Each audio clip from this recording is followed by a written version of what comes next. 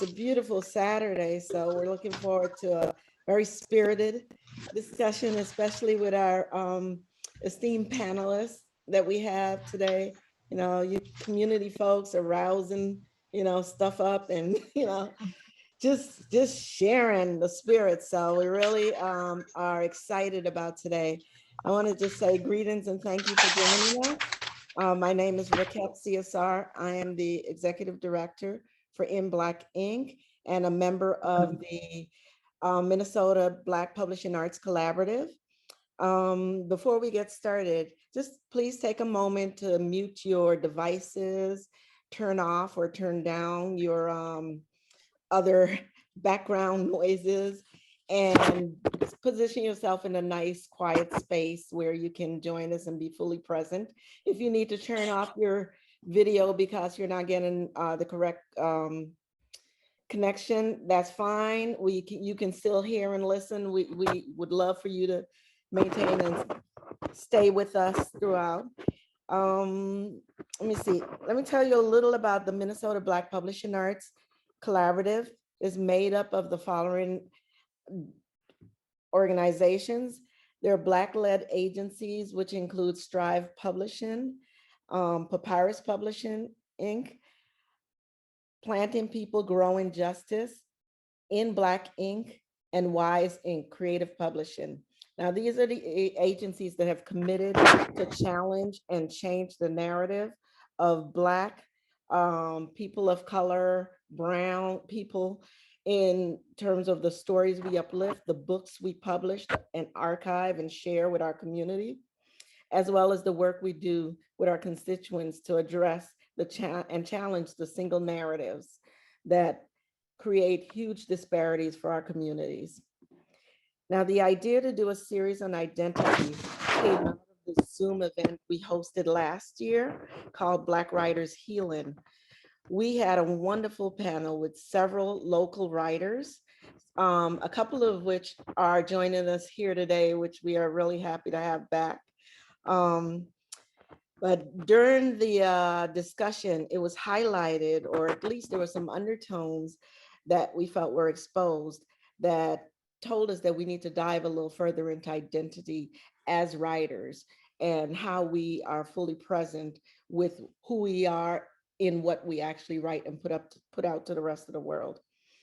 So to address this challenge, what we really wanted to do was have conversations. So our conversations in the past have been infused with challenges that we over the generation have really struggled with, things related to the proximity of whiteness, colorism, and just how Black we are connected in connection to our socioeconomic status.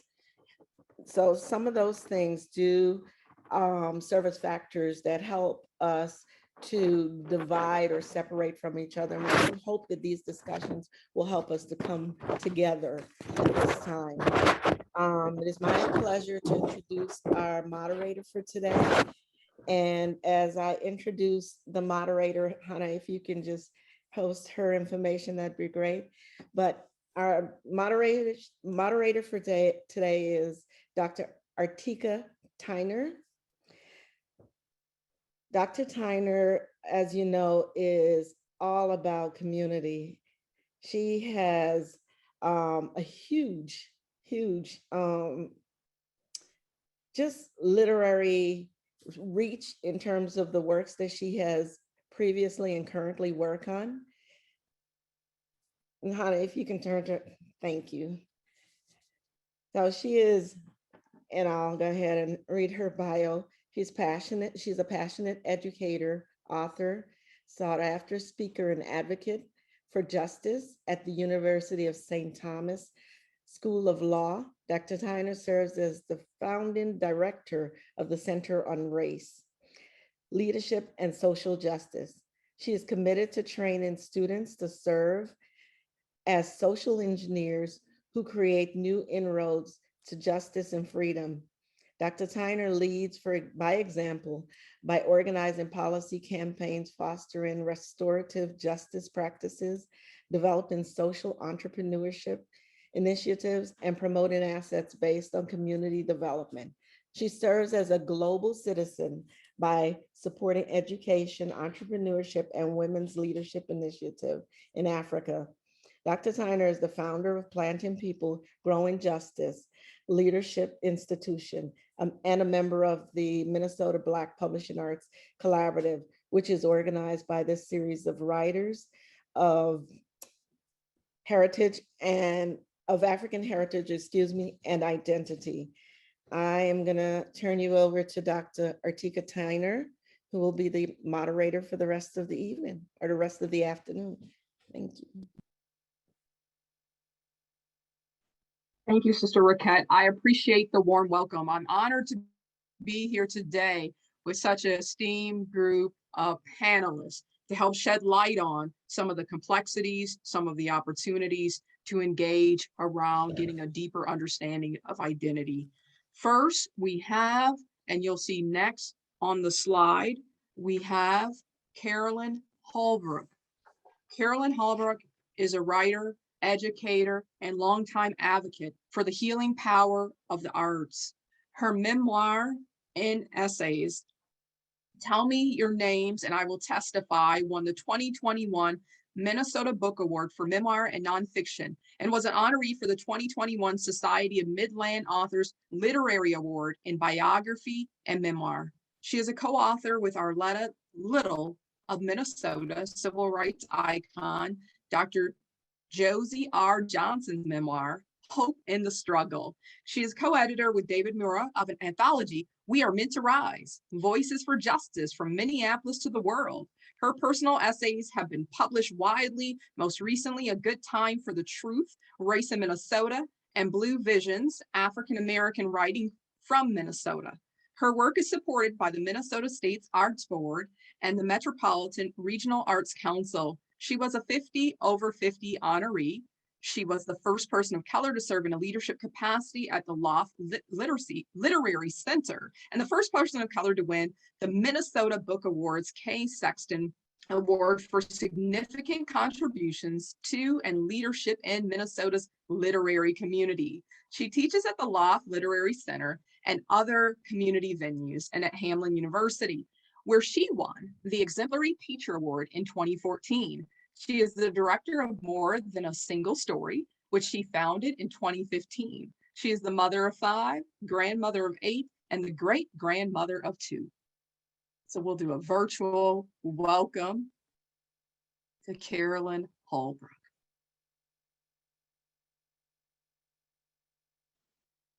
Next,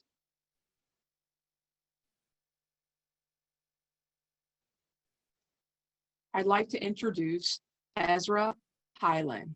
Ezra Hyland teaches in the Department of Writing Studies at the University of Minnesota. He has taught stories of resistance and change, youth, race, power, and privilege in the U.S. and the Youth Studies program. Ezra facilitated the local program, African American Read In. He is the board chair of the Harvest Best Academy K-8 charter school in North Minneapolis and board member of V3 Sports, Northside's Health and Sports Initiative. Ezra has also written Manning Marable's Regurgitation on the Life and Memory of Malcolm X by any means necessary. Malcolm X real, not reinvented.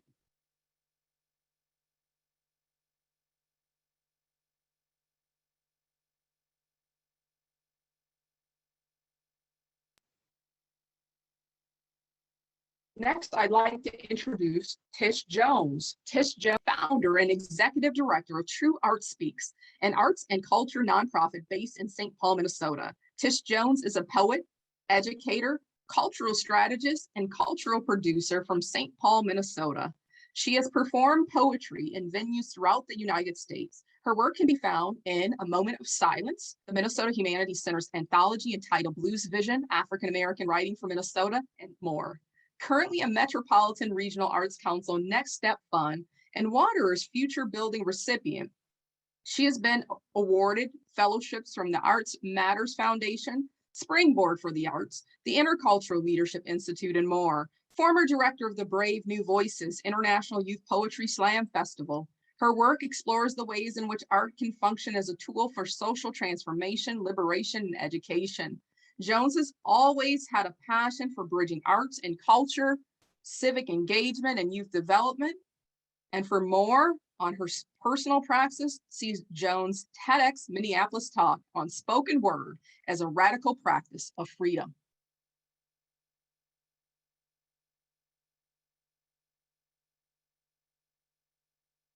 Next, we have Michael Clieber Diggs. Michael Clieber Diggs is a poet, essayist, and literary critic. His debut poetry collection, Worldly Things, won the Max Ritville Poetry Prize. His essay on the complex flavors of Black joy is included in the anthology There's a Revolution Outside. My Love, Letters from a Crisis, edited by Tracy K. Smith and John Freeman. Among other places, Michael's writings has appeared or is forthcoming in Great River Review, Waterstone Review, Poem a Day, Poetry Daily, Poetry Northwest, Potomac Review, Hunger Mountain, Memoirs, and a few anthologies. Michael is a past fellow with the Gibbons Foundation for African American Literature, a past winner of the Loft Mentor Series in Poetry, and the former Poet Laureate of Anoka County Libraries. Since 2016, Michael has been an instructor with the Minnesota Prison Writing Workshop. He is also teaches creative writing in Augsburg University's low-res MFA program and at St. Paul Conservatory for Performing Arts. His work has been nominated for a Bushcart Prize and Best of the Net and has been supported by the Minnesota State Arts Board, the Jerome Foundation, and the Metropolitan Regional Arts Council.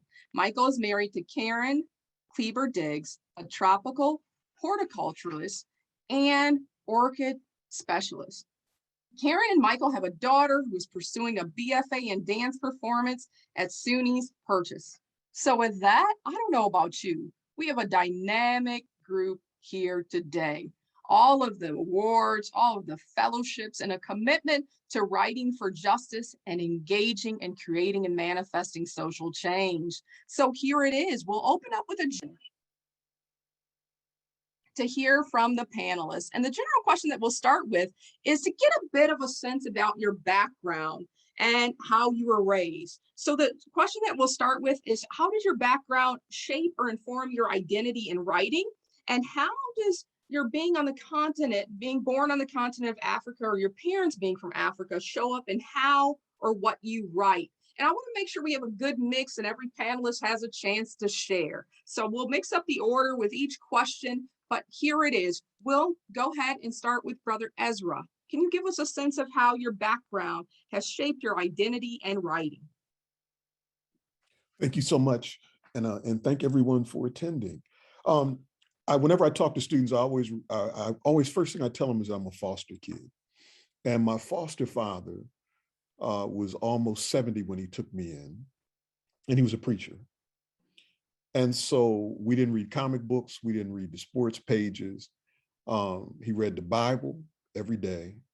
There was a religious newspaper with a sword on it. And he read the Afro newspaper. And all these newspapers, I remember the Afro, and we watched the news.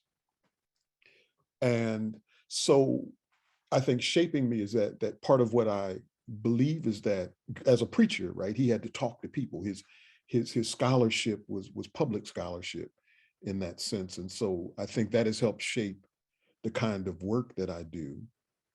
And being African, I think was just assumed.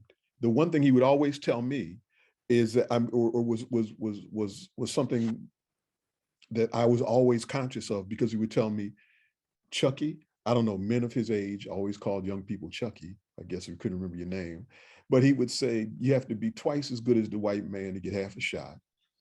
And he would say, get some knowledge in your head, because that's the only thing the white man can't take from you. And so I think those are the things that in terms of rearing, shaped me.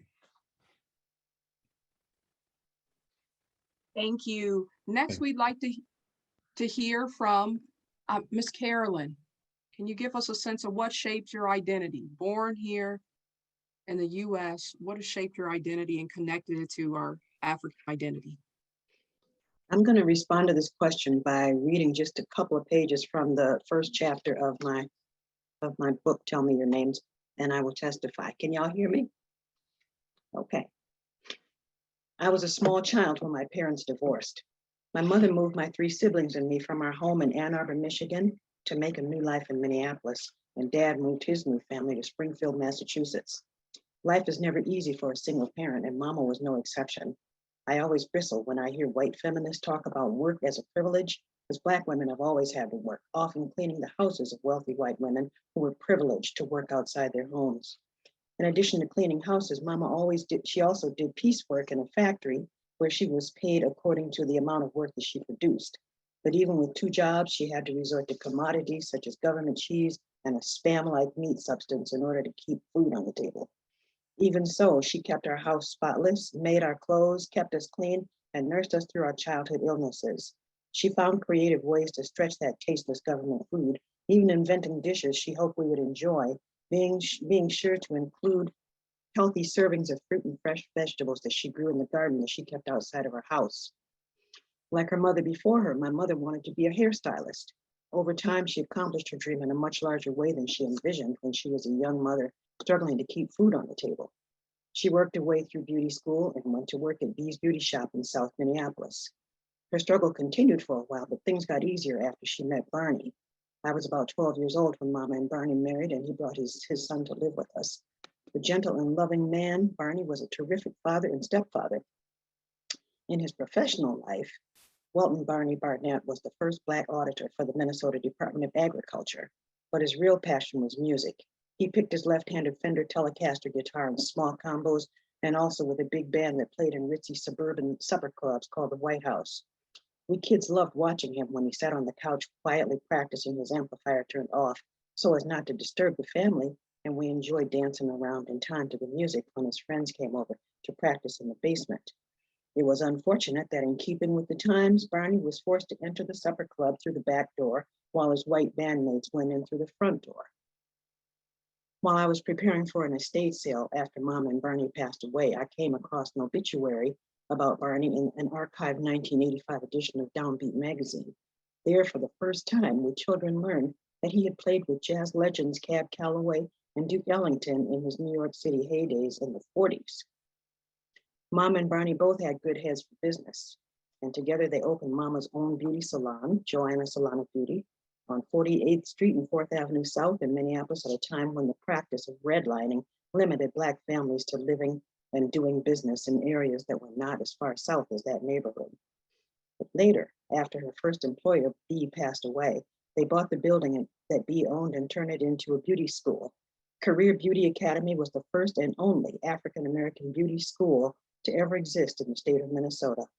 Unfortunately, they were unable to sustain it. It closed after 5 short years, but that did not stop my courageous mother. She opened another salon and also accepted an invitation to start a cosmetology program in the Minneapolis Public Schools, a program that still exists at Edison High School. And when she was almost 60 years old, after she had owned and operated 2 beauty salons and a beauty school, and after she had started the program for the public schools, I proudly witnessed my amazing mother march across the stage of Northrop Auditorium at University of Minnesota to accept the Bachelor of Science degree in vocational education that she earned. I come from a long line of role models, Black women entrepreneurs and educators. My maternal grandmother developed and sold a line of hair products and taught her patrons how to use them.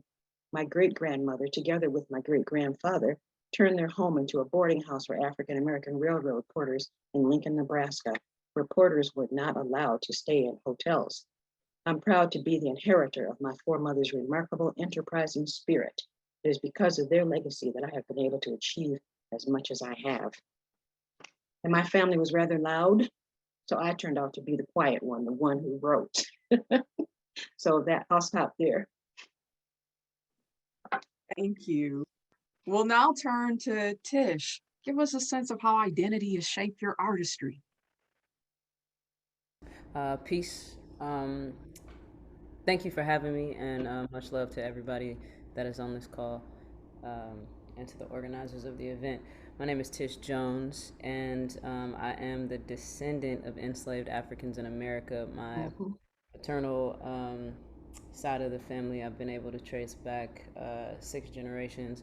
My great-grandmother was a Sunday school teacher, as well as the grade school teacher in Lowndes County, Alabama, just outside of Montgomery, Alabama. Her daughter, my grandmother, is part of our migration story to the north from the south, as she fled racial terror after being attacked by the Ku Klux Klan at 12 years old for writing an op-ed piece that was published in the paper. It was supposed to remain anonymous, but they gave away her identity after writing about the impact of desegregation and the ways in which young black women in the community were being targeted by adult white males for sexual favors and whatnot. My maternal, that's my paternal side of the family. My maternal side of the family, I was raised primarily the bulk of my education with my grandparents, and my grandfather was a member of the Black Panther Party for Self-Defense, and a lot of my education on both sides was about sort of speaking up. Like I said, my paternal grandmother was a writer, great-grandmother was an educator.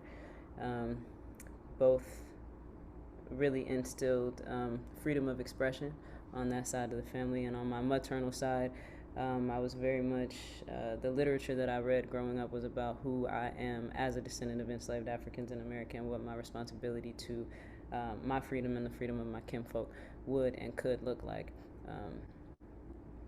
I listened to speeches from ex-King Garvey and many folk, and read lots of literature as a child. I remember my grandfather signed me up for a magazine that came out quarterly about what Black excellence looked like before the term Black excellence was widely popular. But in the United States, it was a really rare magazine that I remember reading throughout my middle and high school years. All of that shaped who I am, as well as growing up in the historic Rondo neighborhood after the freeway had come through the neighborhood. So just what it was like to come of age in that time. Thank you. Michael, I'll now turn to you to hear more about how your identity has shaped your work. Yeah, my experience is somewhat similar to Tish's. I am the descendant of enslaved Africans as well. My mother grew up in Blaine County, Oklahoma. She was born in a small town called Gary, and we have a farm in Blaine County in the Watauga area of Oklahoma. And her parents were from Oklahoma as well. And their grandparents acquired that farm in Blaine County, and that's a history that I've wanted to learn more about. It's a farm that my family still has today. My mother grew up in Wichita, Kansas, which is where I grew up. And my father was born in Providence, Rhode Island, but grew up in Boston. He grew up in the Roxbury section of Boston. And when I was growing up, in the summers, I would go first to Watauga, Oklahoma. And I'm just gonna wager I'm the only person on the call who's ever heard this. It's a town, kinda. Okay, Ezra, I see. It's a very small town. No, And I'm fine. I was saying you're the only one. okay, it's very, very, very small town.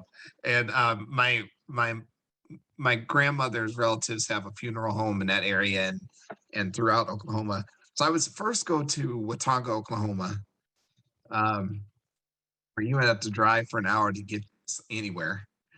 And then we would go from there back to Wichita for a little bit, and then to Boston, Massachusetts. So my upbringing is shaped a lot by time in rural spaces and time in city spaces, by 2 grandparents who just inhabited completely different traditions. My mother's parents grew up very, very connected to the land. And my father's parents grew up very, very connected to the tea and transportation systems and living in the city. And, the vibrant vibrations of life in Roxbury at that time, and a brownstone on Blue Hill Avenue. I grew up in a home with a lot of books. And I don't know that I was ever encouraged to read. It just seemed like that's what people did. And then through my mother, my father died when my twin brother and I were young, but through our mother, we also had a lot of connections to Black art culture. So if anyone came to town, Gordon Parks, for example, Maya Angelou, for example, we would go. And often, because the Black social circle in Wichita was pretty small, we would get to meet visiting artists as they were in town for dinner. I never thought about art as a career when I was growing up. I wrote my entire life. I've always been a writer, but I never thought about being a writer as an avocation until I was in my 30s, when my love of it just kind of wouldn't let me loose. But I was shaped a lot by my time, and growing up, I had a lot of time with my mother, who is to this day a prodigious reader, and with my grandparents, who just kept me connected to history and culture and the paths that they traveled to get what they had. And through that, I had just a real kind of connection to the history of our family as far back as they could take it.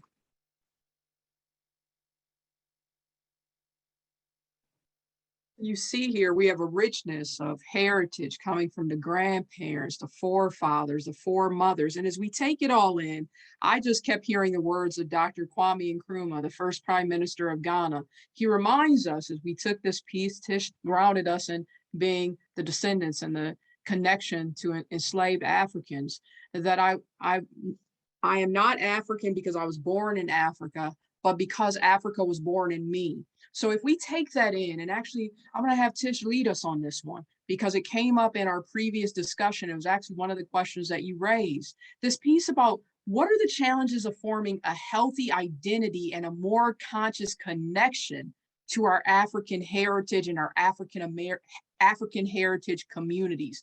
What exactly does it look like, and what are some of the challenges that we face? And I remember our last gathering on this topic that led us to today, you raised some questions about that.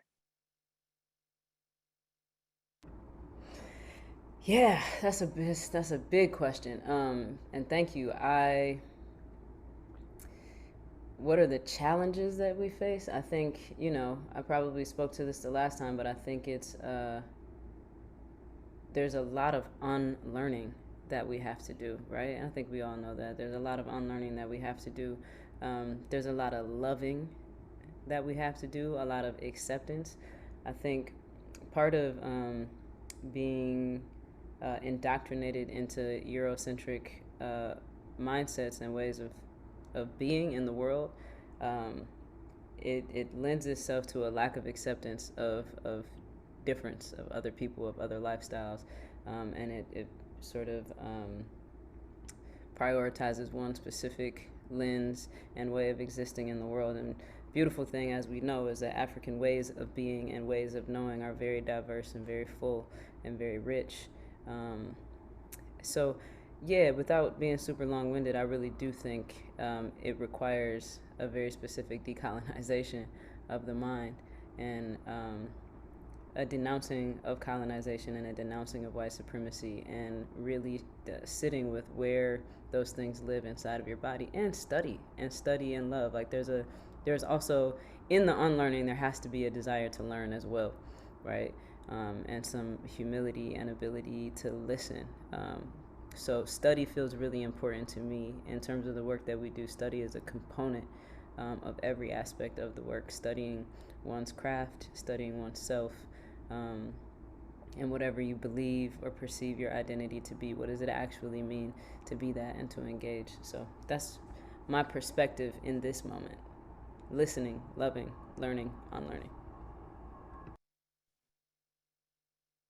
Thank you. So we all have to take that in, and those are all real action verbs, because it puts each and every one of us square and center with our own responsibility and our own accountability on this learning journey and this journey of love. Thank you. I feel like that should be on a t-shirt or a mug. Please capture that and sign me up. I want it.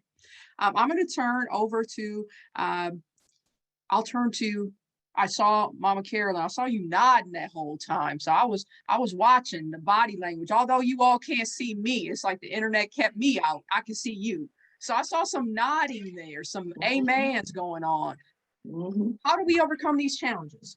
Yeah, there was a whole bunch of amens going on while Tish was talking. Yes, we do have to unlearn. We also have to relearn. You know, there's this, what Dr. Joy DeGruy coined the term post-traumatic slave syndrome.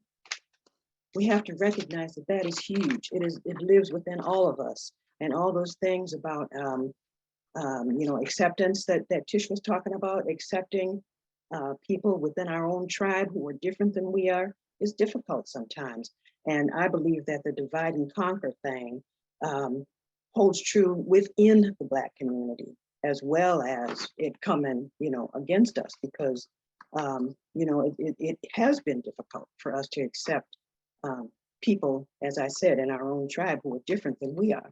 So there's that unlearning, there's the loving, there's the relearning, there's the acceptance. I'm just going to say amen again to everything that Tish said, and to add to it that we must always be aware of what has happened, you know, to us when, as a result of, as my friend Valerie Deus says, America happening to all of us, that we have to be consciously and constantly aware of, you know, our own mindset that has, you know, has been, you know, that has been a result of all of that ugliness from the colonization, and to learn to love ourselves and each other within the community. Thank you. I'm going to turn to Ezra, and I'm going to add a little bit of a bridge to it, because I want to make sure we get through as many of these questions as we can for the dialogue that we need to have. So can we make a little bit of a bridge between forming this healthy identity and a more conscious connection, along with some of these other themes around creating more collectiveness and understanding among our diverse African heritage communities? What does that look like? How do we do it? What are the challenges in front of us? But yeah, where are these opportunities? I guess I should say thank you for giving me this, making me the bridge here. But I think the first thing is that for me, you know, whether it's working with children at Harvest and Best, or working with college students, working with adults, the first thing we have to do is try and model love. And so I was fortunate enough that my first images of love and my lasting images of love was this Black man and this woman, William and Iola Gibbs, who raised me. So I wasn't confused about love existing in the world. Hakeem Adabuti often writes about the light out in our children's eyes. So many of our children, we know pain is a language, we know violence is a language. How do we teach love? And if I can love, and I have been loved, then I have love to give. We talk sometimes, and I think that Tish and Carolyn was so on it. It's hard to love what we don't know. So study. When my mother came to get me from the foster home, I was in like 5th grade. My brother's 10 years older than me. And almost reflectively, I grabbed a lot of his stuff. I mean, because literally she just came and like, we going, right? So I grabbed a lot of his stuff. And one of the things I grabbed was Hakeem Adabuti's, who was Donnell Lee at the time, We Walked the Way of the New World, where he talked about Black people as a world people, right? And so I was never confused that Africa was over there and, you know, America's here, and that they not Black as we Black. He just talked about us as being Black. And so I think we have to teach and model, right? If we as adults don't talk, then we say, well, how come these kids don't get along? And we got 4 churches, one on each corner, and I'm not picking on church like that, but we got 4 on each corner, they different denominations, and they don't talk to each other. We have 4 Black businesses on one on each corner, and those businesses do nothing cooperative. As faculty and teachers, you know, we don't talk to each other. And then we keep looking at young people saying, well, why don't they? Jawanza Kenjufu used to say children are actors, right? They imitate what they see, not just what they hear. And so I think these kinds of activities, what In Black Ink has been doing in bringing together diverse groups, if we model it, then we can say, see, this is how it's done. So first we have to teach love and model love. We have to study, right? And I sincerely grew up in a household where daddy taught me that what's good for one is good for all, in a sense that if Carolyn's successful and I can help her be successful, then there's more opportunity, more space for success. I don't have to pull her down. You know, I don't have to pull down Honora. If the more success there is in the world, then I think the more opportunities for us to be successful. I hope that made some kind of sense. And I hope that partially bridged. It did more than partially bridge. It helped us to be able to see more clearly that concept of Ubuntu, that a person is a person through others, and your success is my success the same way your struggle is my struggle. So thank you for helping to create that bridge for us. Now, Michael, I'm going to turn to you. Give us a sense then how we can address and identify what are these challenges and complexities around healthy identity, a more conscious connection to our African heritage, and creating more collectiveness, if you want to jump on that bridge to help us move along. Yeah, and bridge, I think, is the key word. That's the word I'm resonating with the most. I was taking notes as I was listening to Tish and Carolyn and Ezra, and thinking through just like how often we're all vibrating on the same frequency. And it's love, it's acceptance, it's abundance, it's models of cooperation, instead of models of isolation. And this takes me back to what Tish brought up at the very outset, which is, who are we outside of this Eurocentric mind space? Like, who are we if we can spin ourselves free of models that are competitive and hegemonic and violent? And doing that is it's going to take generations, because we've been affected by it for generations. But for me, when I think about how we start to build those connections, it has to arise from intention. Because I have been teaching, one of the things that I think about all the time is how I was taught in white schools in Wichita, Kansas in the 1970s and 80s, and how I want to teach today in the 2020s. And one of the things that I spend a lot of time attacking, if we want to use that word, is the canon. Who are the great writers? And using that opportunity to promote voices that otherwise have not been promoted. One of the things that I've been thinking about as a part of that effort, an effort that's been underway for me since I started teaching in correctional facilities, and then through that at universities and high schools in Minnesota, is we can expand a canon to include American voices that have been excluded historically, undervalued historically. What happens if we take it one step beyond that, even to include voices from Africa, writers who are making work in other countries, reflecting similar experiences and traditions, or not, bringing forward their own voices and backgrounds and ideas into the conversation. So as we expand, I think we find opportunities to be more inclusive just within the Black diaspora. And that's one of the things that I think about a lot. The other thing, just before I stop, is I also think about where these conversations happen, and how do we find a space or create a space that calls all the different communities within our community forward, and create a space where everyone feels welcome and can bring forward their traditions and the specific ways that their cultures celebrate and mourn and address issues and things along those lines together. And I think about our Twin Cities community that is descendant of Africa, and I see so much kind of compartmentalization within all of those different communities, even among recent immigrants. And so for me, one of the things I think that could also make a significant difference there is finding space for those kinds of conversations to take place. Thank you. Michael, can I ask you the next follow-up question then? Because you basically took my next question from me. It's getting a sense of how do we really address the miseducation of African heritage community towards one another? Those stereotypes, those biases, those perceptions. How do we do that? And especially here, seated in Minnesota, we know that Minnesota has evolved into this rich multicultural tapestry.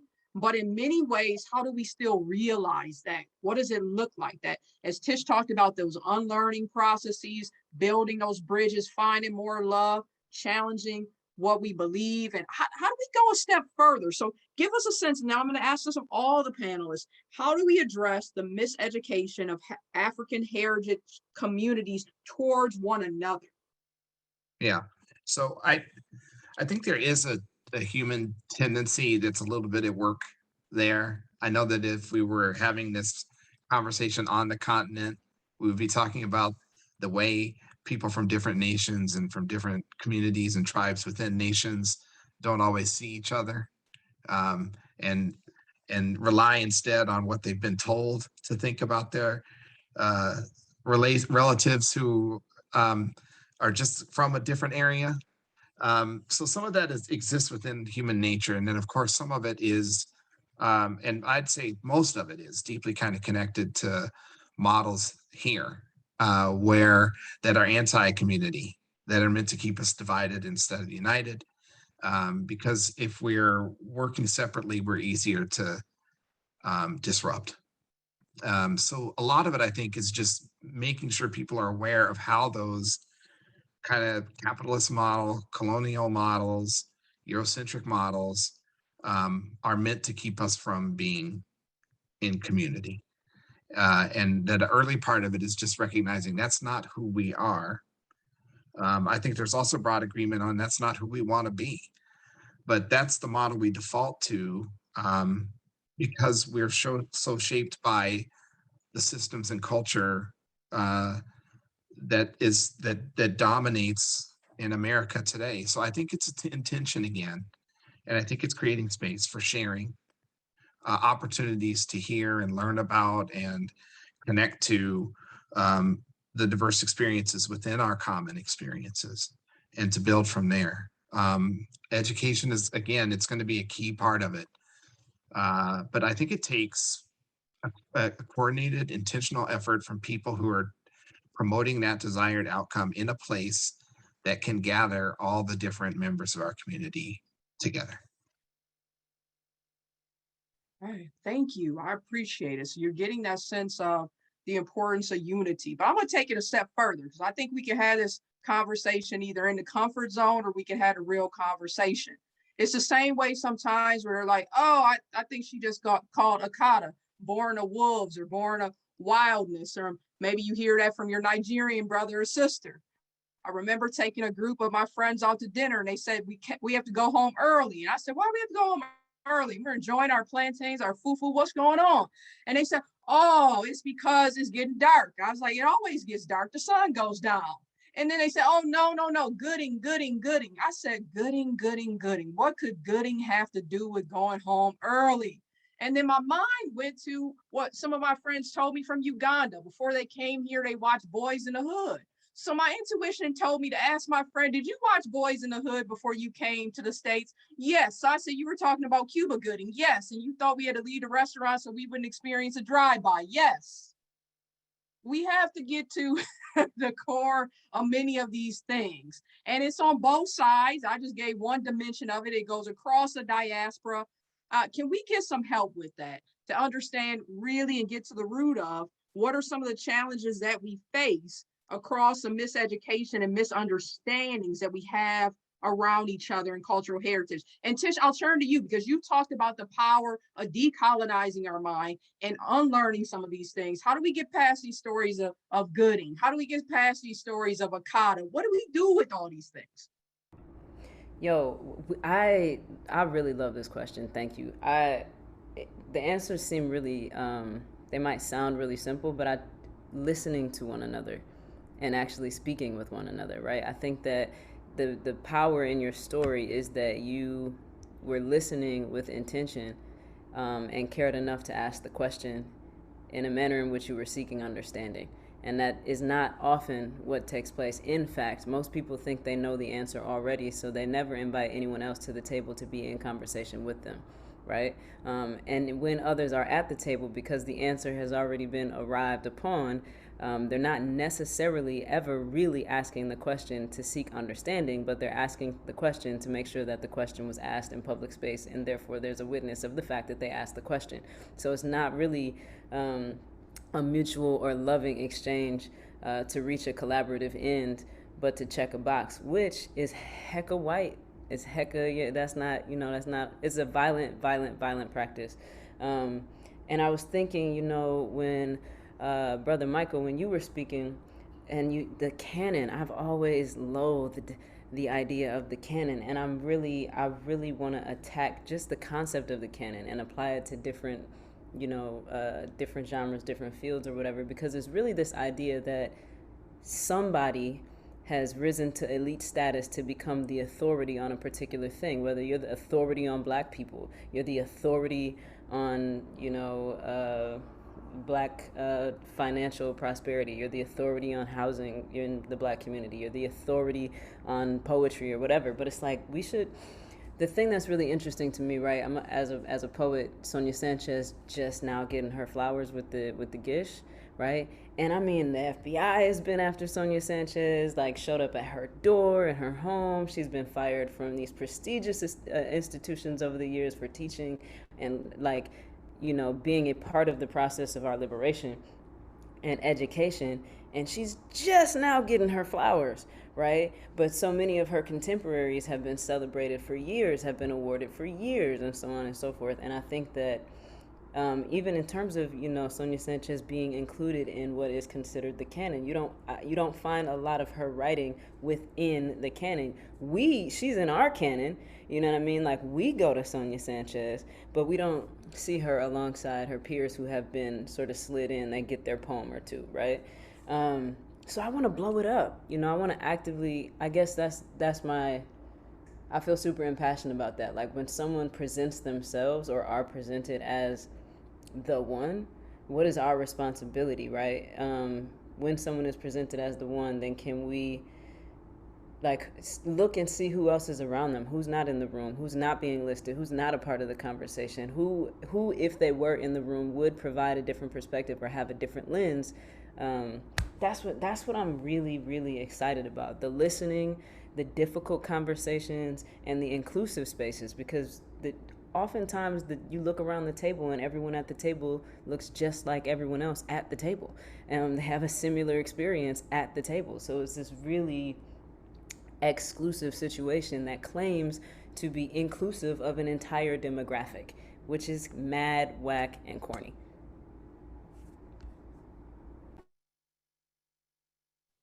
Thank you. We're going to continue on this path then. We see a common theme around learning, engagement, and listening. You hear some words coming through crystal clear. I'm going to turn now to Ezra. Would you like to add on this question of how do we address the miseducation of African heritage communities towards one another? Well, the first thing we have to do, again, we keep talking about, miseducation as if it happens in some kind of vacuum. And this is 2021, I think I got that right. And last night, I was in Egypt. They did a thing on King Tut's tomb. I saw an article about Cecil Rhodes, and I did some reading about South Africa and South African history, sitting in my living room. The first thing we have to do is quit asking people who have declared themselves our enemy to do for us what they don't do for themselves. White people don't know American history. That's why January 6th, all those people said, we're going to destroy the Constitution in order to protect the Constitution and see no contradiction. The majority of the poor people in this country are white. White people can't solve Black poverty.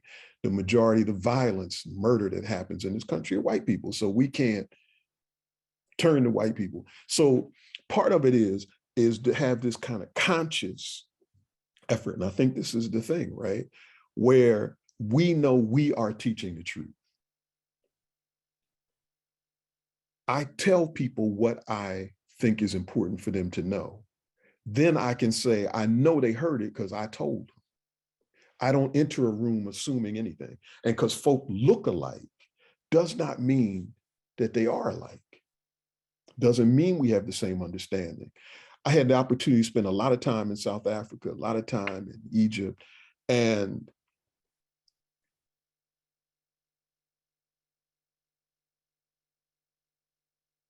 some of this stuff we have to be honest. I choose to live on the North Side. I choose to work with North Side institutions, but it's real. There's a lot of shooting that goes on the North Side. And so if somebody were to say, I'm concerned about the shooting on the North Side, we can't look at them like they're coming from some kind of Eurocentric lens, because that's true.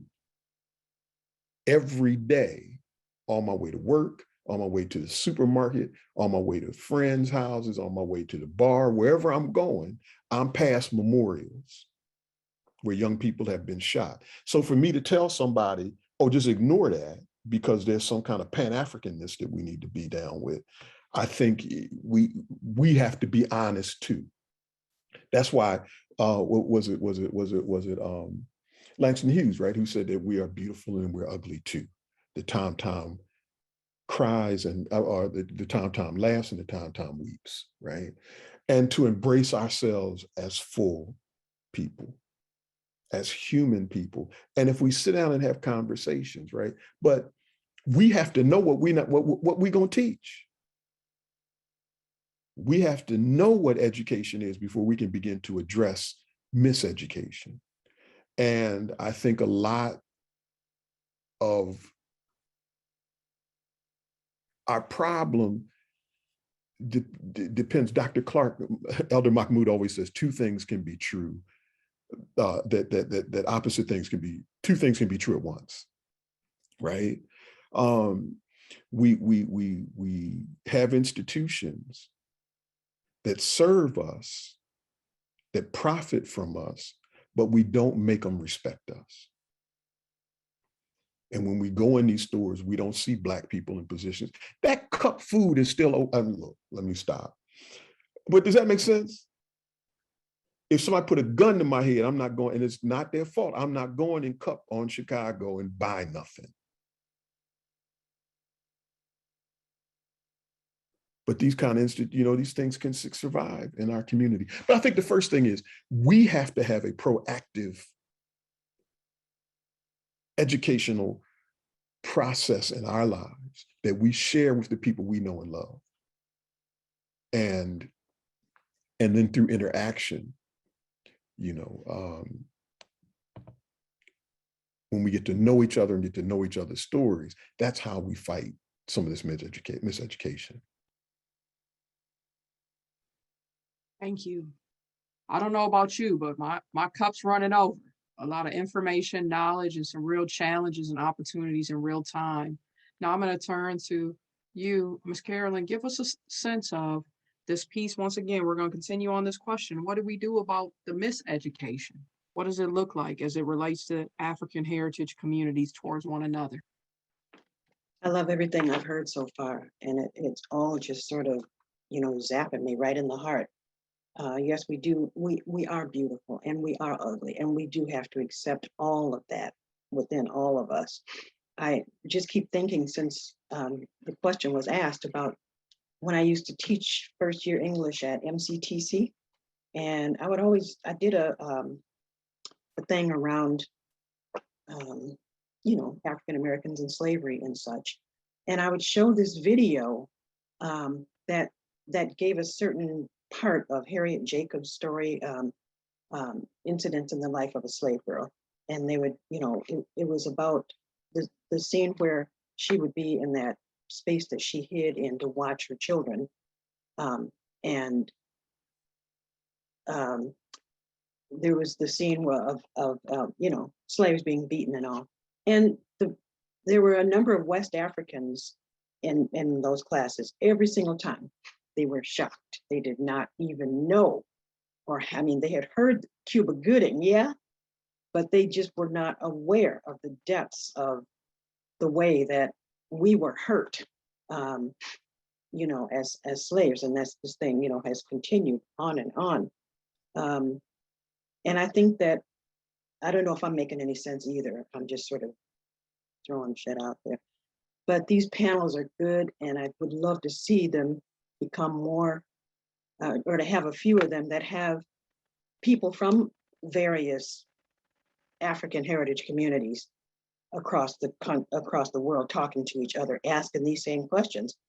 What are the challenges, and how can we, you know, do something about the miseducation? Because as long as we're just talking to each other and we're not expanding out to include people who are from some of these other areas and asking the same questions, I mean, we could continue in this same, you know, just asking the same question. And I know I'm not making sense, but that's where I am. Dr. Tyner, Sister Carolyn, you just struck a nerve that is just perfect. How do you combat miseducation? You don't let nobody lie to you. Mm-hmm. I to this day, I remember when they're talking about, you know, leaving Afghanistan, and Bush stood up and said that Saddam was trying to buy yellow cake from Africa. And I screamed at the TV, oh, hell no. Because I knew Africa was a continent. I knew the fix was in then. Right? So when people tell us dumb stuff like I had no idea, fool, the same whip they used on us here was the one they were using on you there. What you mean you didn't know? Yes, they doing the same thing.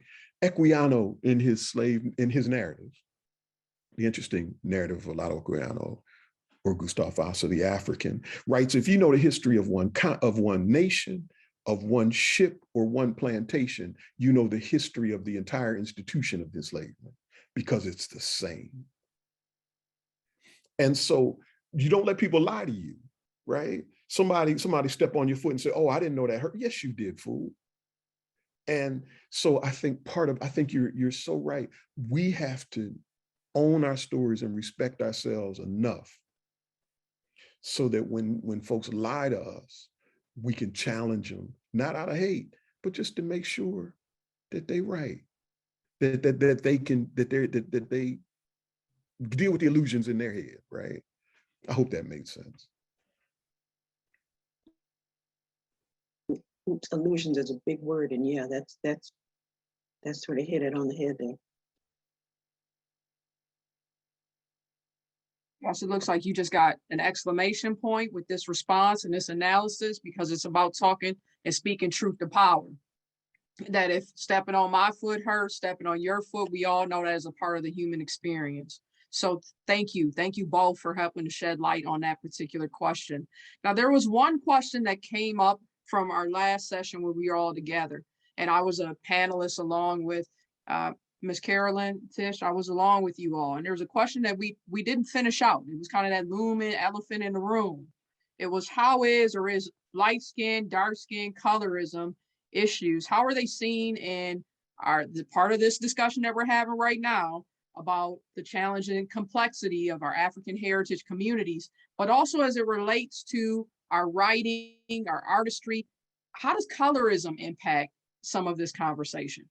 And I'm just going to open this up broadly, just to whoever'd like to jump in on that one. But that's where we left off last time, is an unanswered question. And I know some members of the audience are waiting to hear a little bit about it.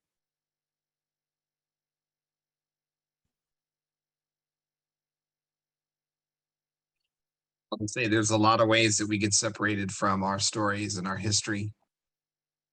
That's one of the things I was thinking about as I was listening to the esteemed panel kind of talk through the last questions that you presented. And we get separated from our stories and our experiences in education. And we get separated from our stories and our experiences in entertainment and in visual media. And for me, visual media is a place where colorism is promoted. When I was growing up, paper bag clubs in Wichita were starting to lose favor. There was some awareness to that. I think there was still um, some wacky and corny foolishness going on with respect to um, might is right and that kind of stuff. But in terms of how people were socializing and spending time together, there was an intentional kind of migration away from those ideas that I think was really kind of connected to self-love efforts that were really at the heart of the civil rights movement in the 1950s and 60s. And I just want to kind of connect back to the first two responses that we got as we were getting underway today from Tish and from Carolyn, talking about the importance of self-love and acceptance. And within that, there cannot be any kind of stratification. We can't have any like versions of ourselves that are better than others. Tish, I'm reflecting back on what you were saying as you were talking about destroying the canon and about who's not present with us and the forces that are keeping them out of the space. And colorism is just another kind of manifestation of that. I just finished reading Coulson Whitehead's Harlem Shuffle, which is just a spectacular book. And I love how seamlessly he incorporates the history of Harlem in the 1960s, racial injustice at that time. And by the way, no one in the Zoom room will be surprised to hear that the issues they were struggling with then, we're struggling with now, and the issues they were struggling with then, somebody struggled with before, generation upon generation upon generation. But one of the things that he talks about in Harlem Shuffle is colorism and how Black society people would form these membership clubs. And initially they were just kind of rooted around that kind of paper bag standard. And if you were darker than a grocery bag, you were not going to get in, period. And over the course of the novel, that idea starts to erode and change. But I spent time as I was reading it thinking about the way that culture amplifies those same kind of conversations today in skin color, in hair, in so many aspects of Black life. It just affects the separation. And that's connected to a lot of other institutions that have the same effect.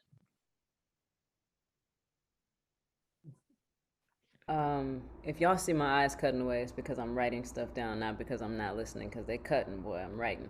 I'm thinking about phenotypically Black people, right? And how being phenotypically Black can color your, no pun intended right there, truly, but how that can color your Black experience. You know what I'm saying? And I also am thinking about how we further that separation, and what our responsibility is to that, and colorism, and being white adjacent, white passing, etc. I'm thinking about the interrogation of that, what it means to move in Black space, to model for Black people, to lead Black people, to act on behalf of Black people, to speak on behalf of Black people, without interrogating one's experience as it relates to sort of the spectrum of Blackness as it relates to your phenotype, right? Because colorism is a big thing. It's a huge issue plaguing our community, as is being phenotypically attractive, as is the features that folks prescribe as normative to Black folks, and etc. You know what I'm saying? So it's like when I think about colorism specifically, I think about Cracking the Code. And there were two scenes, I don't know if y'all have seen that, but Cracking the Code was put out by World Trade. It is such an amazing documentary. And there are two specific scenes that stand out to me about the ways in which we can be responsible or not for one another. One scene, there's a sister who was married to a white man. They had a black son. They raised this son. He gets into college and he's getting bullied and beat up on and so on and so forth. And the white father keeps telling this boy not to respond, you know, tell the teacher don't respond. But he's getting beat like physically, you know what I'm saying, etc. And the black mother grows tired of this man telling her son, cracking the code, telling her son not to respond or defend himself. And it turns into, you know, an altercation between the two of them, and the white father ends up saying that he doesn't want his son to be one of those black boys, right? And it's this moment, right? And it's this, you know, mixed race, lighter skinned young boy who can't be one of those black boys, but he can get beat down, and whatever happens to him emotionally, you know, that it's cool as long as he's not one of them. The other scene is around this issue of colorism specifically, where there were two sisters in a grocery store. The one sister was not phenotypically black. They were both of mixed heritage, and there was a very lighter complected sister. They're in line behind each other at the grocery store in the checkout lane. The lighter complected sister goes first, checks out no problem, pays with the check, everything is all good. The darker complected sister, blood sister, goes next, and the cashier pulls out a check, the fraudulent check folder, and starts searching for the checks. And everybody around is letting this happen, watching this happen. Meanwhile, this sister, the lighter complected sister, is waiting for her sister to finish checking out, and she has to advocate for her darker complected sister. She doesn't state that this is my blood sister. Instead, she uses her white privilege, her passing, her proximity to whiteness, and she flexes. I want to speak to the manager. Why is this happening? You didn't do that to me. I did it, right? And then all of the other non-black people around start to say, yeah, that's maltreatment. That's an injustice. But it wasn't until this seemingly white-bodied person advocated for this phenotypically black person in public space. So I think about, like, you know, I appreciate the lighter complected sister in that story, because she was interrogating her proximity to whiteness, right? And I think about the ways that we do or don't do that in real time, and how colorism affects us and what it does for us in terms of how we're relating to one another, you know, in spaces, how we get access, how we don't, what success looks like, the opportunities that we have or don't have or whatever because of different things. So it's a big, big conversation in our community. Wow, this is probably where y'all cut the mic, so I better talk fast. In terms of their humanity, and my daughter in particular, I taught her, somebody touch you, try and knock their head off. And one of the proudest moments of my life with my daughter is we were going to the store, and she said, you know, we passed the toy section and she wanted a doll. And I said, okay. And she looked and looked and looked. I said, I can't get one here. There's no brown dolls. And so we drove all over the city when we found them, because I always consciously put images in her life that look like her, right? So I can't, and there was a book that was written, and it was called "What You Think of Me Is None of My Business." So I always consciously, and again, I'm not trying to, because every day, why are Black people dying with all these crazy diseases at such young ages? Because we're holding so much in, right? These micro traumas and trauma and all that is real. But Maya Angelou changed it. But Warren Cooney wrote a poem called "No Images," and Maya Angelou changed it some. But it says, she does not know her beauty. She thinks her brown body has no form and grace. If she could dance naked beside the Nile beneath palm trees, she would know, but street lights and dish water give back no images. What images are we putting in front of our children, right? If you look at a lot of the rap videos, we're still perpetuating that stuff, but these are the same videos that are perpetuating misogyny. These are the same videos that are perpetuating violence. So what images are we offering to counter some of the extremes, right? So I think for me, that's the part that's important. My daughter's doing well. She works with disabled people. She's an empathetic, sympathetic, caring person. My son works for NASDAQ. He got a business gene that somehow I didn't get. But raising them to be proud of who they are does not mean that we're and I think that's the fear we get sometimes, right? That raising our children to be proud of their Black selves somehow going to limit them when they get out into white folks' world. So that was me. I was thinking back on that conversation, and I think that we were touching on class as well as colorism. I mean, in some ways they go hand in hand, but in other ways they don't. And I don't know, I think I'd like to hear more from my fellow panelists on this issue of, you know, class within the Black community and how we do and don't deal with each other. I just want to quickly say thank you for raising that point, right? Because when we talk about the system of enslavement, we have to link these things, and our experience as descendants of enslaved Africans in America, or mine, I'll say, to capitalism, to class, right? To classism, to the financial institution that was being built here, right? So I just think it's really important to think about those things and the ways in which they intersect. And I've been ruminating over here on like folks' desire to be white and like how that plays into colorism.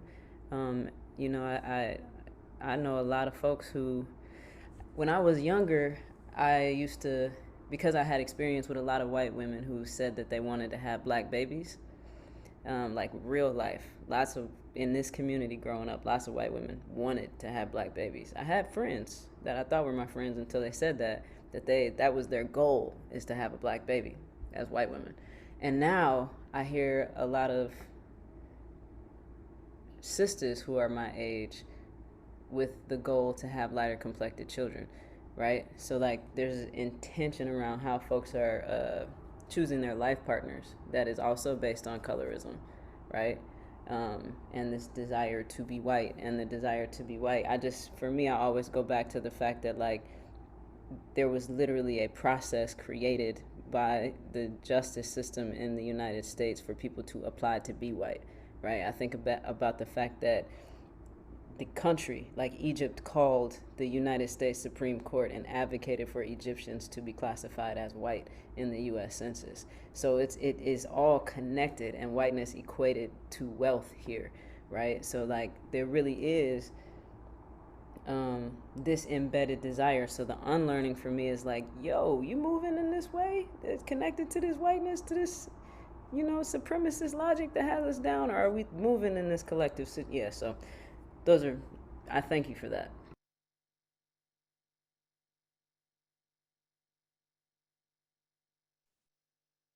Anyone else like to add more about this piece on colorism, classism,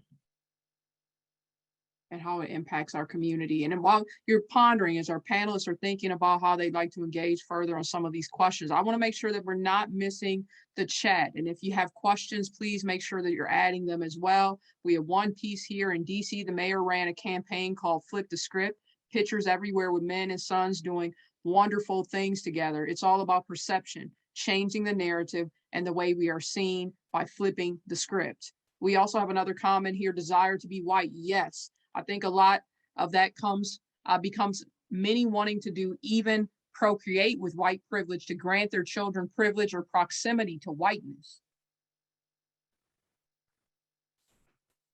You know, the Honorable Elijah Muhammad wrote a piece where he said that desegregation would be the end of white people's power. I'm paraphrasing, because we would be able to see all the time that there's nothing special about them, right?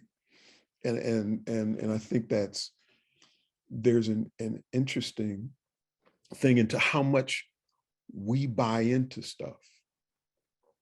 When we were considered 3/5 of a human being and property, we gave our gifts to the world of song and work and spirituals. I'm paraphrasing Du Bois. So I always struggle with what class is.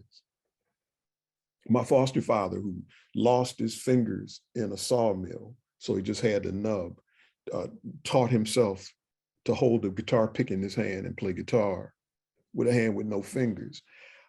I knew you could accomplish stuff and it had nothing to do with being, see, again, we don't know our stories. If we knew what we contributed with our Black selves, right? There's that great quote from Malcolm where he's talking about all the money white people spend on man tan and savage tan. He said, your skin looks like gold compared to them, right? If we really believed in and understood the strength that it took for us to survive. We survived something that in a way that no other people on the planet have survived. If somebody hits you with their best punch and you don't fall,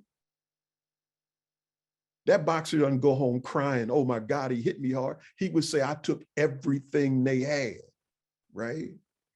That football player, when he gets, see, we see these examples, but we don't translate them to our children and to their lives, right? When that football player gets knocked down, somebody 300-pound lineman falls on him, and dude jumps up, right? We need to teach these kind of lessons. We took the best shot at genocide this society had, and we're still here. If we teach the stories properly, then I think I don't want to be like them people, right? You know, is that making sense at all? If we tell the story the right way, too often we stop with the slave whip. Did you see how they tied up them slaves and they whipped them? And we never say, did you see how the slaves, those enslaved Africans, cut that African down and put salve on his back, right? Elder Mahmoud talks about the midnight schools and how we fought for literacy, how we fought for our humanity. Slavery didn't destroy the Black family. We invented jumping the broom, right? And brought that with us. Booker T. Washington talks about in Up From Slavery. He saw his, I believe it was a stepfather occasionally because he was enslaved on another plantation. And when slavery ended, the journeys that those ex-slaves took to reunite their families, there was not one orphanage built for the children of slaves after the end of the war. Spontaneous adoption. If we knew those kind of stories, nobody would want to give up all that greatness to look like somebody else. But I think but these things are real, and color determined access to opportunity and resources. So it was logical that people wanted to look like the dominant caste, as Isabel Wilkerson would call it. But I think if we teach the stories properly, the dominant caste loses its psychological hold. I'm sorry. Wanted to add quickly that for me, class is another mechanism of separation. I go back to what Tish said. I'm sorry I keep quoting you, Tish. I can't help it, but it is about proximity to whiteness as well. And when I think about wealth, I find myself really just wanting two things. The first is that everybody in our community has enough to be healthy and safe. That's the baseline. And then the second is that we orient our thinking about wealth around legacy and not around the acquisition of material things or money. Some of the wealthiest people I know don't earn a lot of money, but the impact that they have on other people's lives is vast. And to me, spiritual wealth probably oversimplifies it a little bit, but that's a kind of capital that I'm really interested in. But we can only have that kind of conversation if everybody is healthy and safe, if they have adequate food and shelter, if they have access to education and rest, and all the things that we need in order to be healthy, physical and spiritual selves. So I would love to just see us change the thinking around class. That's another construct that, I'm sure there's a lot in the culture tying back to who had the most land or the most this, that, or the other. Because that's a human characteristic also. But the extent to which it happens here seems to be accelerated by the same forces that are causing so much violence in the rest of society. And I'd just love us to spin out from that and develop something new.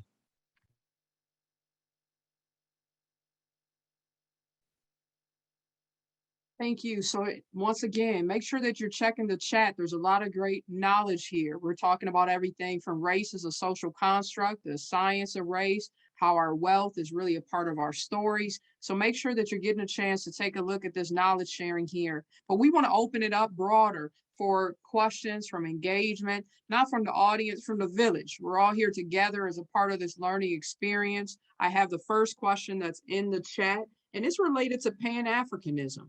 And this question gives us it's asking for more context. So how do we meaningfully engage a Pan-African knowledge base when it comes to our writing, our artistry, and our engagement?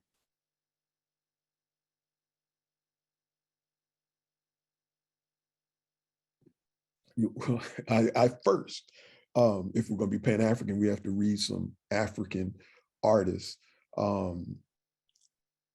The Cry of Winnie Mandela, from South African writer, does an amazing job of talking about the condition of women in that culture. And when we read, for instance, a book like that, then we understand that, damn, women are treated the same everywhere. It's the same mechanism of oppression, right? But I mean, first, I think I love Tish when she was stomping on the canon, but we have to create our own canons in our own lives, right? And so the first thing I would say is, who are the African writers you're writing, right? Who are the Caribbean writers that you're reading? Who are the Caribbean writers that you're reading? And we have to, and it's not about reading 1,000. That's the first thing. But is there one that you said, I've read them and I'm down with them, and that perspective. It's not about numbers, but it's about the quality of the interaction, right, with the text. I'm done. Thank you. Would any of the rest of our panelists like to join in on this one? Tish, I saw you lean in. How do we connect this to Pan-Africanism? So I'll make it personal. I'll talk about my miseducation. I thought it was a dashiki, a afro, and saying hotep. Those can all be a part of the components of taking on a cultural experience. But Brother Ezra's given us a sense that's also about liberating our minds, connecting to the continent, a new level of engagement. But I only saw it as one thing, something external. And it sounds like I need both external and internal, a transformation of heart and spirit all at once as we take in Pan-Africanism. What does it mean to you, Tish? I think y'all have really said it. There's not, I don't feel the need to add much. All of the things we said earlier for me are really what it comes down to. I feel like we're in a full circle moment here, which is very African, very Black, to be within that cipher. Listening, I think, an exchange and an immersion, and a study, reading African writers. I read African writers, you know what I mean? So yeah, just double clicking everything that's already been said. And the immersion for me feels really important in the context of my work, that as an organizer and cultural practitioner, I was participated in an intercultural leadership institute, and part of the practice was to immerse oneself in a geographic place and cultural practice for a week to a week and a half. So we began our journey, because this was a U.S.-centric fellowship, we began our journey in the Delta. And there was a cultural immersion experience for non-Black persons and Black persons in the Delta, right? So specifically in Jackson, Mississippi. So there was that. Then we moved to native land. We went to Lakota territory. And so anyway, I think immersion is good. So I also just invite folks if they have the opportunity or want to create the opportunity to go to the places that one is curious about, right? Because that's the greatest exchange, to be able to bear witness. In my experience, I've been privileged and blessed enough and intentional about the way that I save and spend. My spending is an investment in my cultural education. That's where I put my energies in when I travel. I go places to learn. So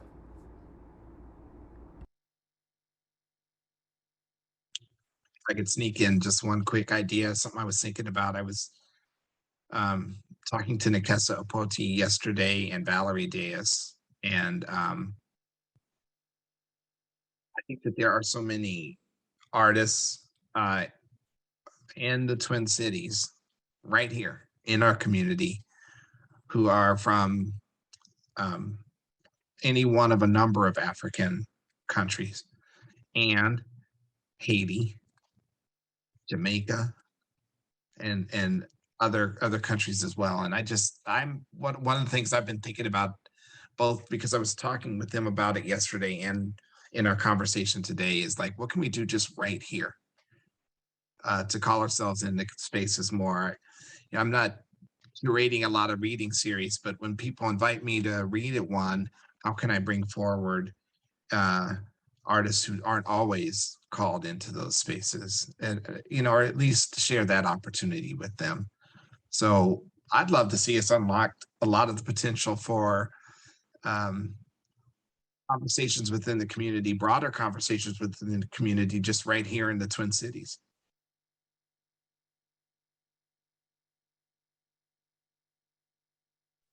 Tish pointed out my More Than a Single Story series.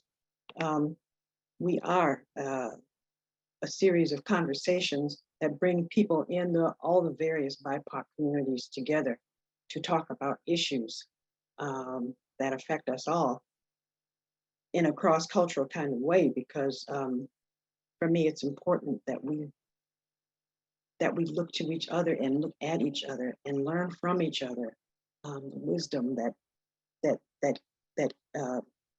happens when we're talking and learning from each other is phenomenal. I'm not the best panelist person, but I'm trying to, just let me just put in the chat how you can, hold this, let's see. I feel like, Elder, I witnessed, I feel like, one that brought folks from the islands and the archipelagos together. I feel like, so that's why I dropped it, because there is some intention about pulling our people specifically together that Yep. I've seen in that space. Yeah, and it is very intentional. And thanks for bringing that up.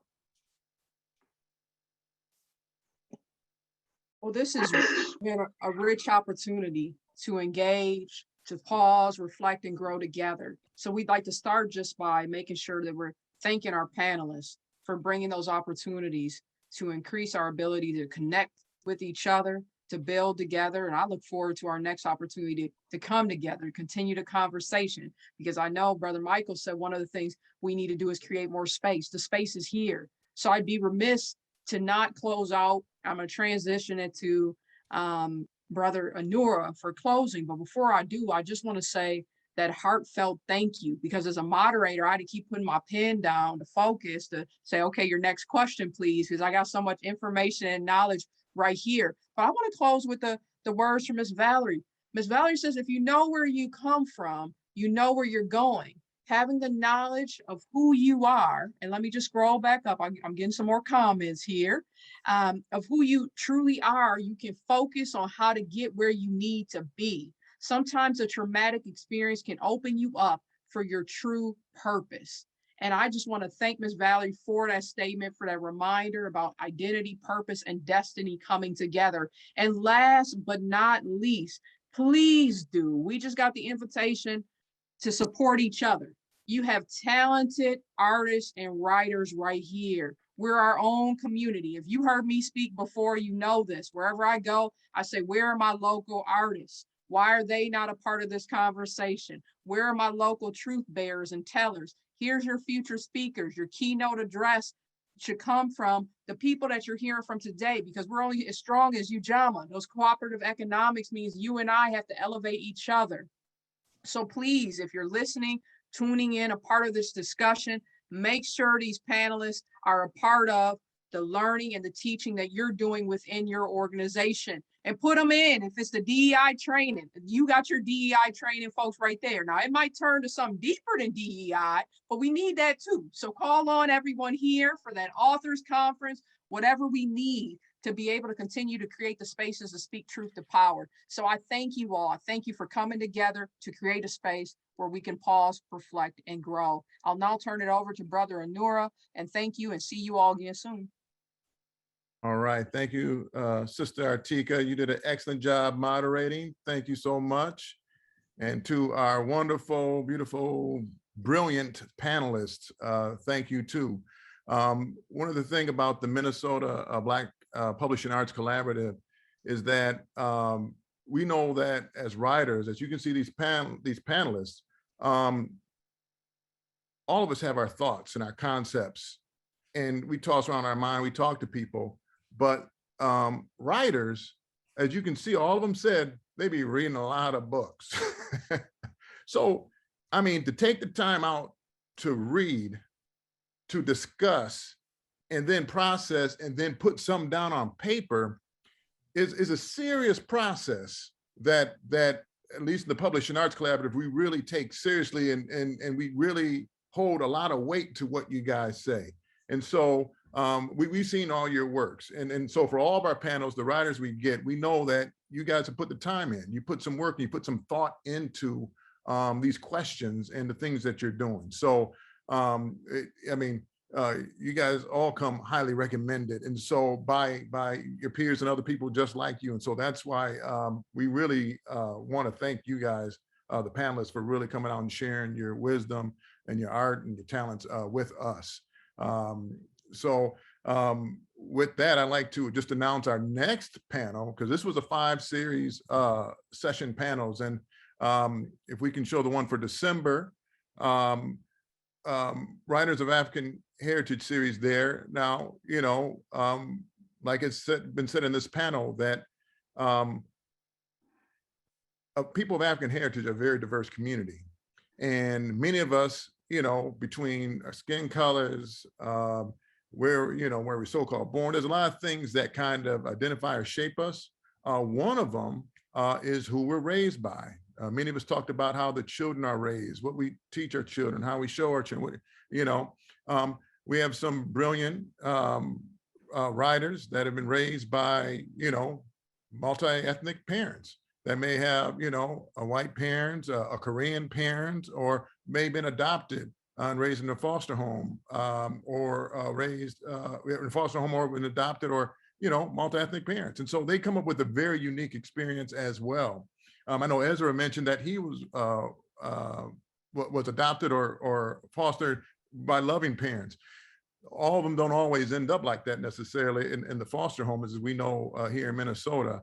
But some of our next panelists are writers too, have thought about this and have written about their experience of being raised in those types of homes, and would like to share about how that has impacted their writing and their work as well. And so that's going to be Saturday, December 4th, 2 to 3:30. We'll send out flyers and stuff like that in the future there.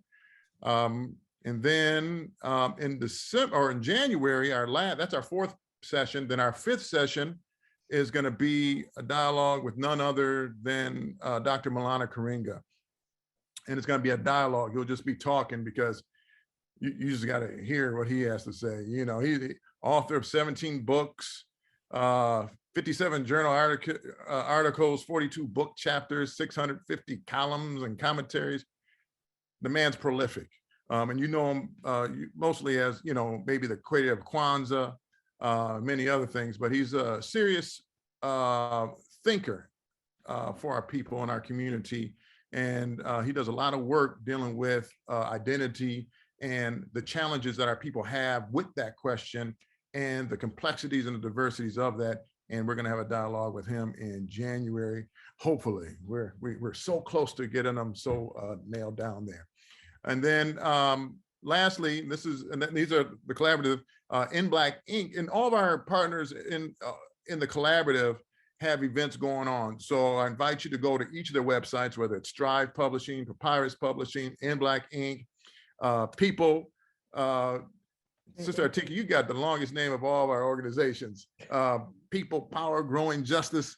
I know I got it mixed up there, but we all have events and things going on that you can participate in. And In Black Ink, if you can show that next flyer in November, just so you're not left out with something for November, we have a Sankofa series event coming up Friday, November 12th, which is a hybrid event. You can go there and you can just tune in to like Facebook Live on their webpage there, talking about our voices, our truth, our narratives in Black and white media. We have a speaker coming in from the University of Illinois, Urbana-Champaign, Dr. Brother Tavis Dixon, talking about how this media kind of shapes who we are in a lot of ways, and who controls that, and can we control it? We have our own media.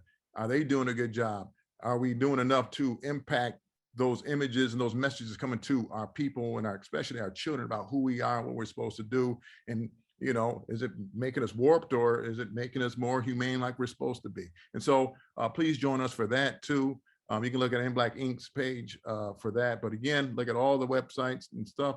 And again, I'd like to thank everybody, all of our participants for the great discussion.